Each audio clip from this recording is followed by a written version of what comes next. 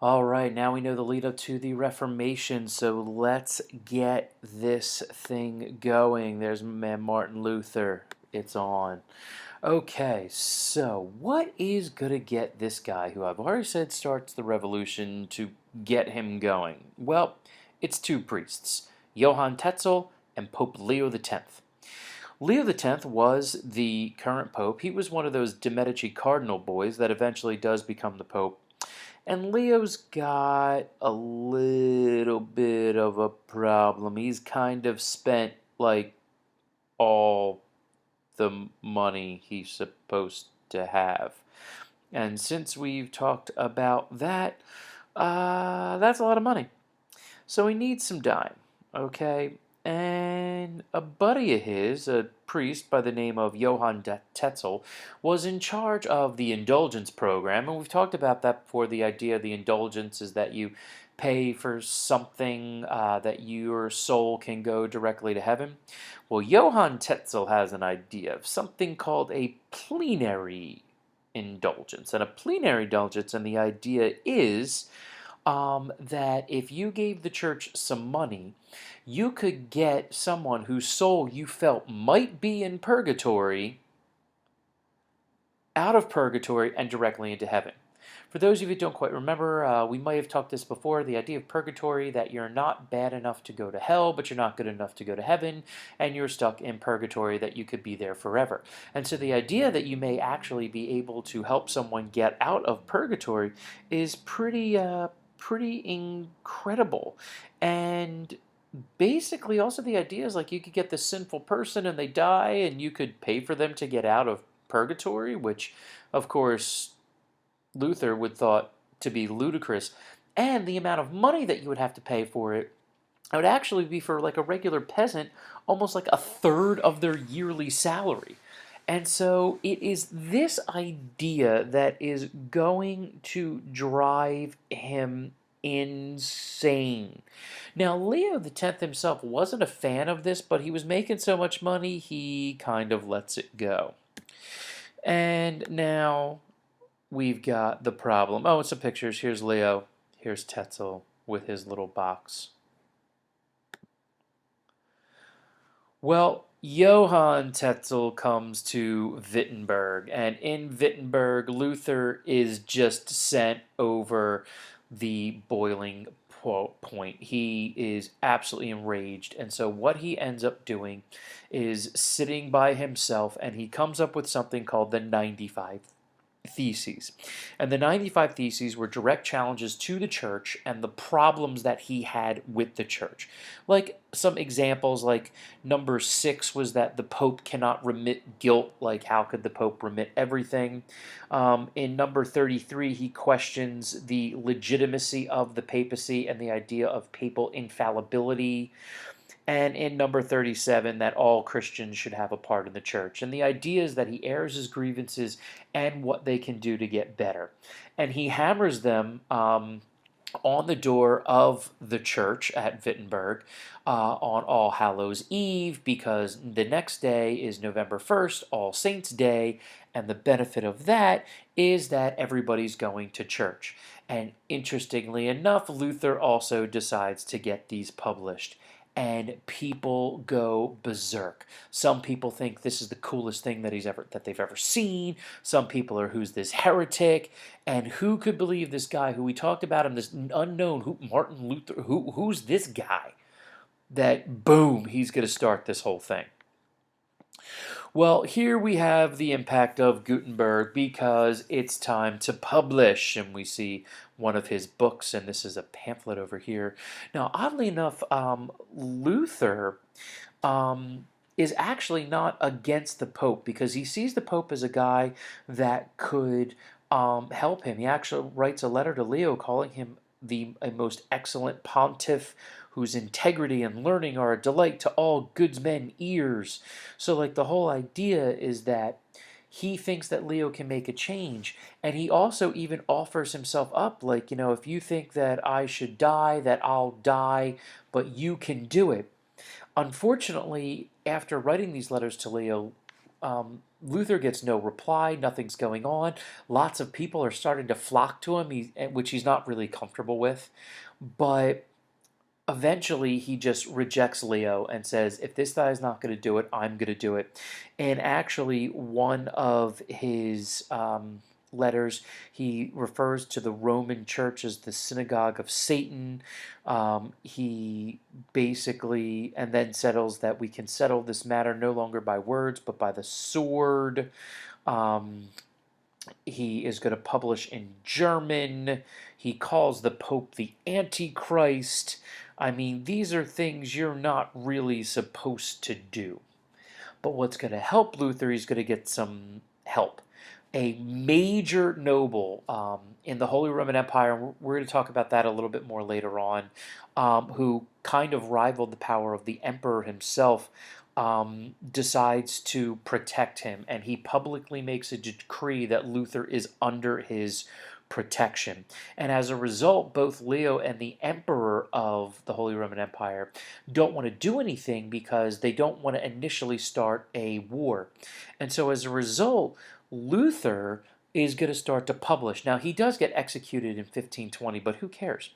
The two major works that he published were The Freedom of a Christian Man and Address to the Christian Nobility of the German Nation. And basically, what he's going to do is outline a new faith that is going to become Lutheranism.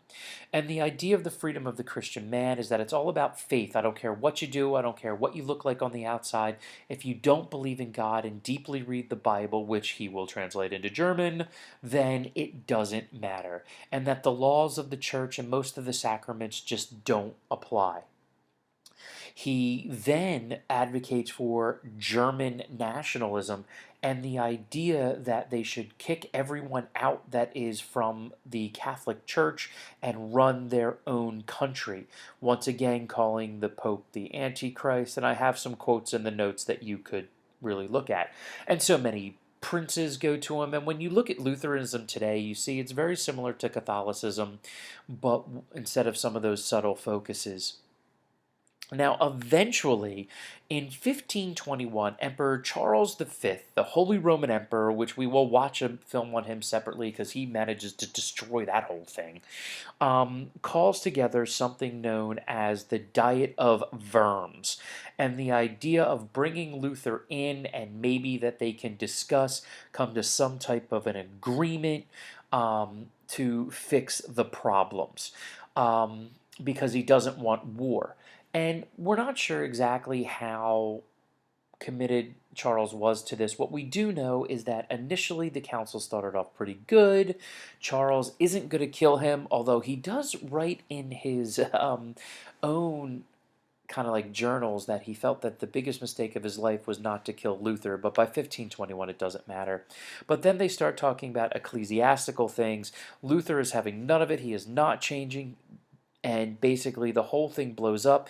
You see a picture of Luther here with, the slick haircut, talking to Charles, well, Charles is right here in the, fun hat, and then there's a cardinal here, and they're all, oh my God, and it's just going to completely break down. Now, as Lutheranism spreads, you have a couple different outbreaks of violence, unfortunately. Many commoners start flocking to him, and Luther's writings are printed in mass. They're printed in German, and one of the things that that Luther did was to condemn the nobles in the church for not helping the poor. And the peasants in Germany see this as this is a chance to revolt, and over 300,000 of them in 1594 or 1524 will revolt, and they'll burn some cities and they'll kill a lot of the other upper class. Now, Luther, while he is all for equality, he doesn't believe that you're supposed to, you know, break the rules because he does believe that rulers are there because of God, and he basically sanctions the nobles to crush it, and that's not so good. 100,000 plus are killed, and just because we have religious change doesn't mean we have social change. However, the big wars happen with the nobility versus Charles V. A couple nobles will come together and form the Schmalkaldic League, which calls for a separation of provinces to break away from the Holy Roman Empire and form their own country. And you will have wars going off and on for 20 different years, and a lot of them ends in death. I mean, you look over here, this is actually the Peasant War, showing how all the peasants were hanged, and they're all surrounded over here, and they have the dead ones in the front. Well, then a lot of these peasants are going to be forced to fight in these ongoing religious wars, and there'll be religious wars in Germany and France, and then these nations will often use religion as Protestantism versus Catholicism to go to war as well. It finally will come to an end in 1544. Well, 1544, Luther dies, and so you'll get a little time out for that, but eventually you get something known as well. There was a short piece in which they'll let they will allow people to worship Lutheranism, but then some fighting will end up breaking it out later.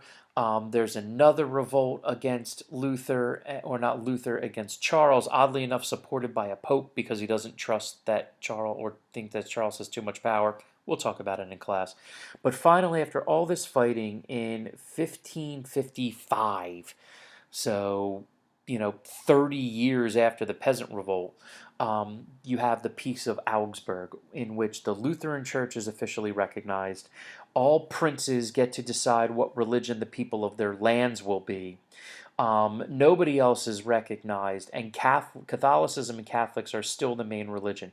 But the fact of the matter is that these other religions, or a separate religion from Catholicism, is actually recognized. And that's really, really huge. And so when we try to figure out what the impact of Luther was, again, to kind of go on a little rant here, again, this is tough to conceptualize. He challenged the power of the popes and the Catholic Church, and he managed to win. In many ways, he broke the church. After him, there would be many people who would be brave enough to break away from the church and do their own thing. There are literally dozens of Christian faiths because of him. The spread of Christianity worldwide can be linked to him as well, due to the age of exploration. Also, many Protestant nations will begin to have a greater support of science and technology and change to differentiate themselves from the Catholic nations, and thus the scientific revolution will also hit. However, in many ways, Luther's exploits helped the church because they will address the issues, and the Catholic Church is still the largest sect of Christianity today. And so this is going to be a lot of big things going on, and later on we'll talk about him as being very anti-Semitic. That's not going to be good, but so many things are going to continue to draw out of this, and we're going to talk about a lot more in class, but this is kind of your intro to the Reformation itself, and we'll get into it deeper. All right, guys, I'll see you tomorrow.